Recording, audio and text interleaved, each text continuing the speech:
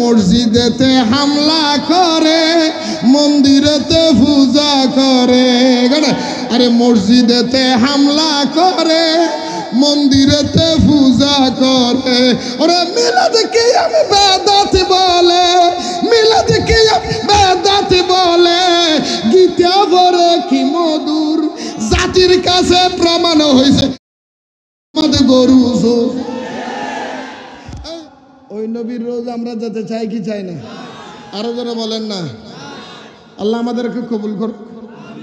আমি জীবনে একবার মদিনা যাব, আমি জীবনে, আমি নবীজির কদমে সালাম জানাবো। আমি জীবনে, আমি নবীজির কদমে সালাম জানাবো। আমি সালাম জানাবো, সালাম জানাবো। আমি নবীজির কদমে। আহা, ওদিকে না দিবেন। আদব মনে রাখবেন, বেআদব মাহরুমে মানাজ লুৎফর বেআদব খুদরানতন গাস্ট। শয়তান শয়তান হয়েছে একমাত্র বেআদবির কারণে। কথা কন না কেন? আপনারা বলিনি আবার আদব রক্ষা করবেন যে কোনো বেলায়, কারণ আপনার নামাজ কবুল হবে আদবের কারণে, রোজা কবুল হবে আদবের কারণে, হজ কবুল হবে আদবের কারণে, আপনি কবুলিয়ত পাবেন আদবের কারণে। কথা কন না কেন? মনে রাখবেন, আমরা মদিনা যেতে চাই কি চাই না? আগে না ভরে, এই আগে না ভরে, আরো জোরে কোন আগে না ভরে তো মোহাম্মদে। আমি জীবনে একবার, আমি নবীজির কদমে সালাম জানাবো, সালাম জানাবো। আমি নবীজির কদমে সালাম জানাবো।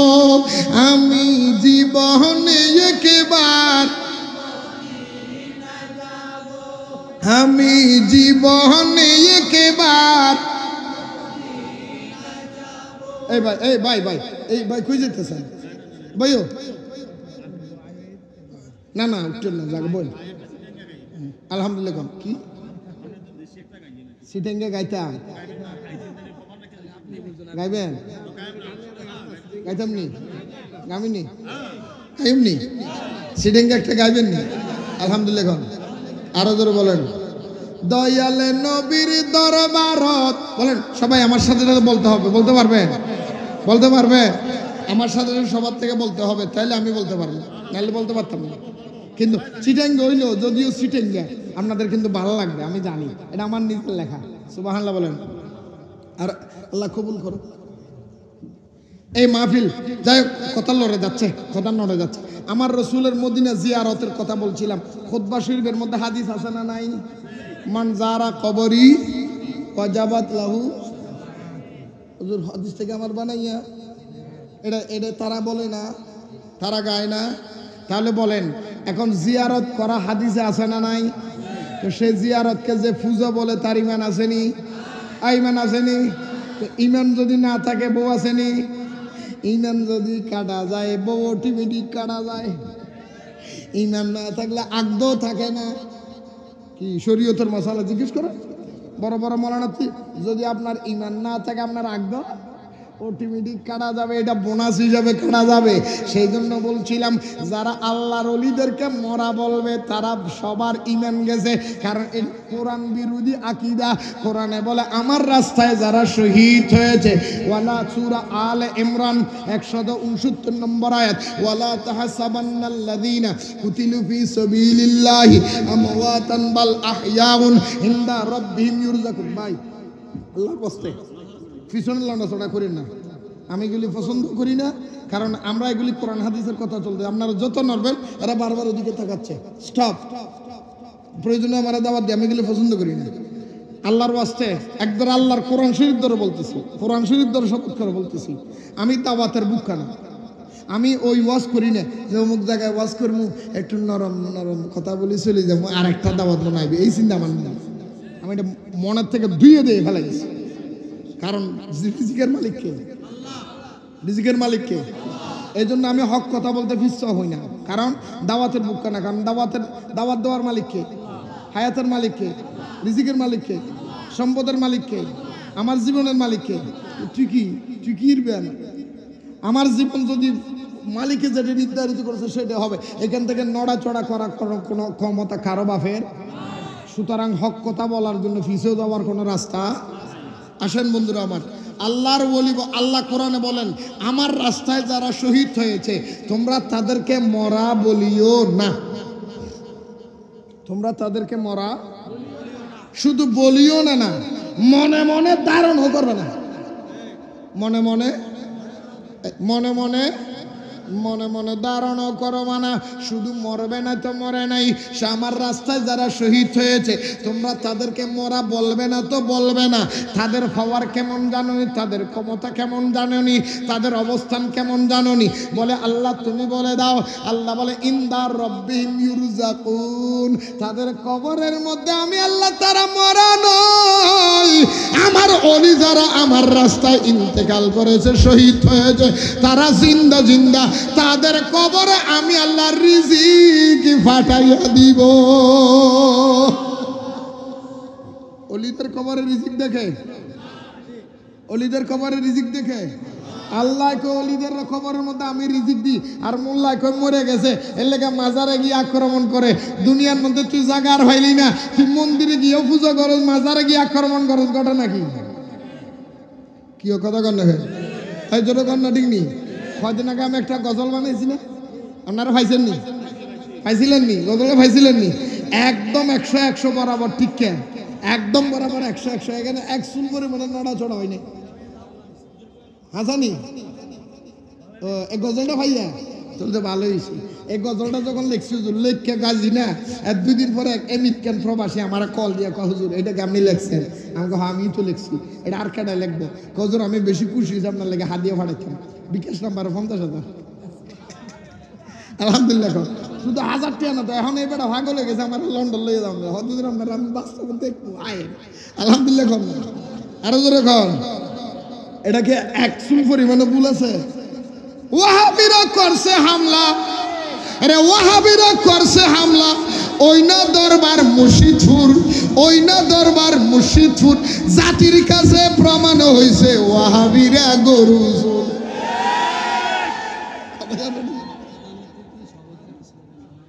দেন দেন দেন দেন দেন দেন না দেন, হ্যাঁ মারহাবা দেন।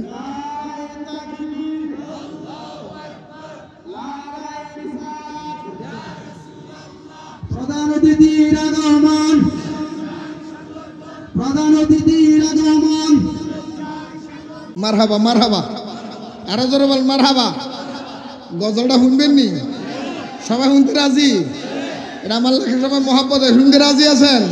সবাই তাহলে বলেন আরে আরে ওয়াহাবিরা করছে হামলা, ওয়াহাবিরা করছে হামলা। ওইনা দরবার মুর্শিদপুর, ওইনা দরবার মুর্শিদপুর, জাতির কাছে প্রমাণ হইছে ওয়াহাবিরা।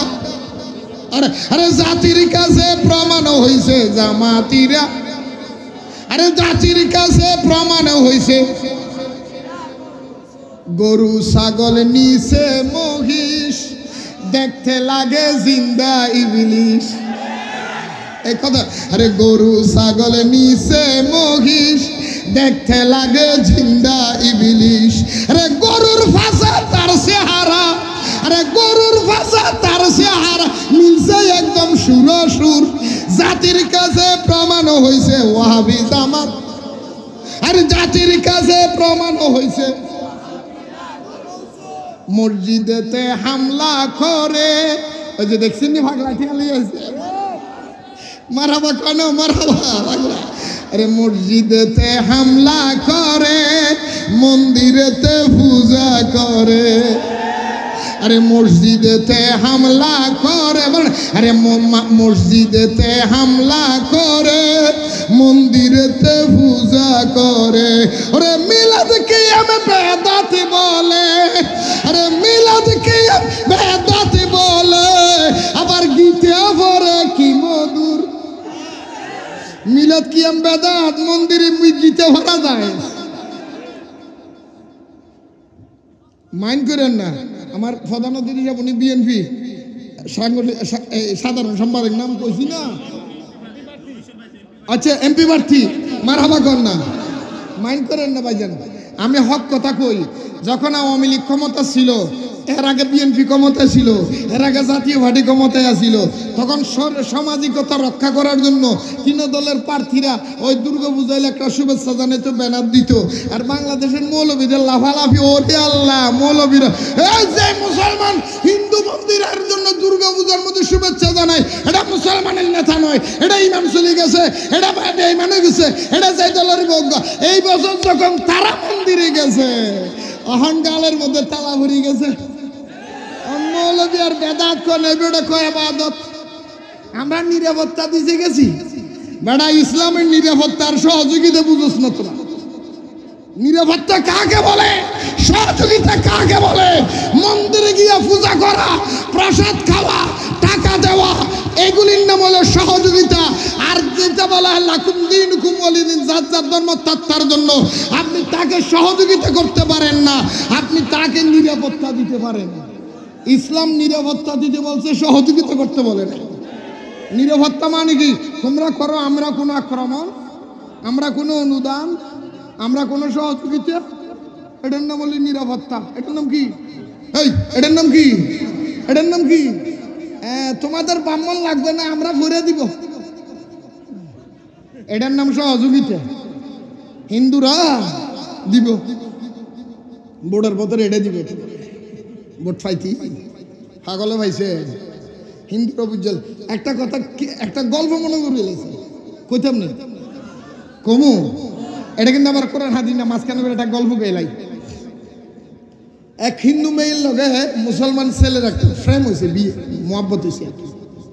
তো হিন্দু বেড়িটা মুসলমানের ছেলেটারে কয় আমি মুসলমানের ছেলেটা কয় হিন্দুরে, শেফালি কয় আমি তোর বিয়ে করবো। আমি তোর কি করবো? কথা কনা খা। শেফালি কয় তুমি মুসলমান, আমি হিন্দু, আমার কেমনে বিয়ে করবা? কয় না, আমি তোর বিয়ে করবো, তুই যেটা কর সেটা মানবো। কয় তুমি যদি আমার বিয়ে করতে যাও, শেফালি কয় তুই যদি আমার বিয়ে করো, প্রথম নম্বর কাম তোর দাড়িগুলি কামাইয়া। দাড়িগুলি কি করে? কথা বুঝে না, দাড়িগুলি কি করে আয়? এইবারটা দৌড় দিছে সেলুনে, যে দাড়িটা কামাইছে, বুঝছেন গল্পটা, বুঝছেন? দাড়িটা কামাইয়া আইসি শেফালির কাছে, এই শেফালি তোর কথা মানছি, আমি দাড়ি কামাই এলেছি, আইসি, তুই এখন আমার বিয়ে কর। শেফালিকে তোরা বিয়ে করতে না কেন? তুই আমার কইলি দাড়ি কামাই এলে বিয়ে করবি, এখন আবার কস বিয়ে করবি না, কটা নাকি? আরে মুসলমান, আমি তোর একটু পরীক্ষা করে দেখছিলাম, তুই জানোস না? আমি তো জানি দাড়ি রাখে, এটা তখন নবীর সুন্নত। দাড়ি যদি কেউ চাষে, নবীর কলিদের মধ্যে বলো চুরি মারে। দাড়ি রাখে, এটা ইসলামী লেবাস, দাড়ি রাখে এটা ধর্মের লেবাস। তুই যেই রকম আমি একটা মাইয়ার প্রেমে ভইরা, এই যে নবীর সুন্নত দাড়িটা তুই কামাইয়া আইলি, তুই নবীর বুকের মধ্যে চুরি চালাইয়া দিলি। আর তুই যদি আমি একটা মাইয়ার প্রেমে ভরে নবীর বুকে চুরি চালাইলি, কয়দিন পরে আমার সাথে সুন্দরী মাইয়া যদি আরেকটা ভাস, তুই তো হেইডের বিয়ে করবি আমার সাথে। তো তুই যে একটা জাতীয় বাটফার, এটা আমি দেখছি, আমি বুঝছি। জোরে বলেন নাউজুবিল্লাহ। এখন বর্তমানে হিন্দুরা বলে, যারা বুড়ের আশায় মন্দিরে পূজা দেয়, তারা বুট ফেলে দেশও বিক্রি করে দেবে।